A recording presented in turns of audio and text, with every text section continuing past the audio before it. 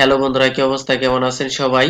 তো যাই হোক, রিসেন্টলি মুক্তি পেয়েছে আপকামিং ইন্ডিয়ান হিন্দি ল্যাঙ্গুয়েজের রোমান্টিক অ্যাকশন ড্রামা সিনেমার টিজার ও রোমিও। সিনেমাটির টিজার হয়তো অনেকেই দেখেছেন এন্ড আমিও দেখেছি।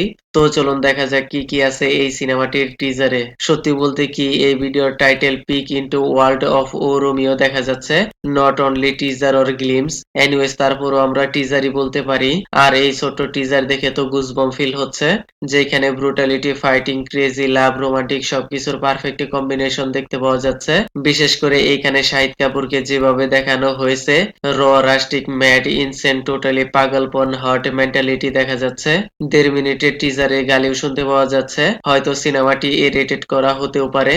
আর যেভাবে এই সিনেমাটির টিজার প্রেজেন্টেশন করা হয়েছে, পিওর গুজবম ফিল হচ্ছে। 1 মিনিট 35 সেকেন্ডের টিজারে বেশিরভাগ ফ্রেম জুড়ে শাহিদ কাপুরকেই দেখতে পাওয়া যাচ্ছে। লিড অ্যাক্টর হিসেবে Shahid and Triptii Dimri first time একত্রে কোলাবোরেট হচ্ছে।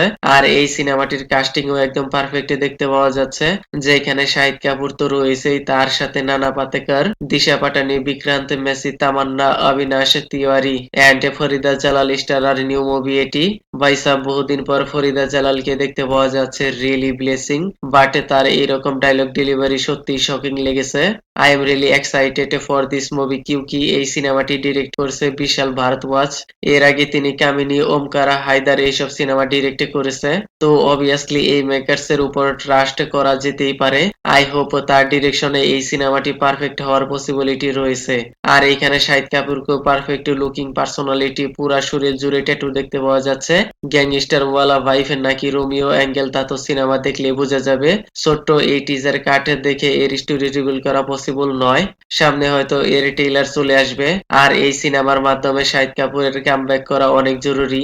এর আগে তার দেবা সিনেমা অডিয়েন্সদের মাঝে তেমন একটা সাড়া ফেলতে পারেনি। তো দেখা যাক এইবার কি হয়। এই সিনেমার story line inspired by true story থেকে নেওয়া হয়েছে। লাস্ট ওয়ালা সিনে ব্যাকগ্রাউন্ড সং রিয়েলি পিসফুল মোমেন্টে তৈরি করেছে।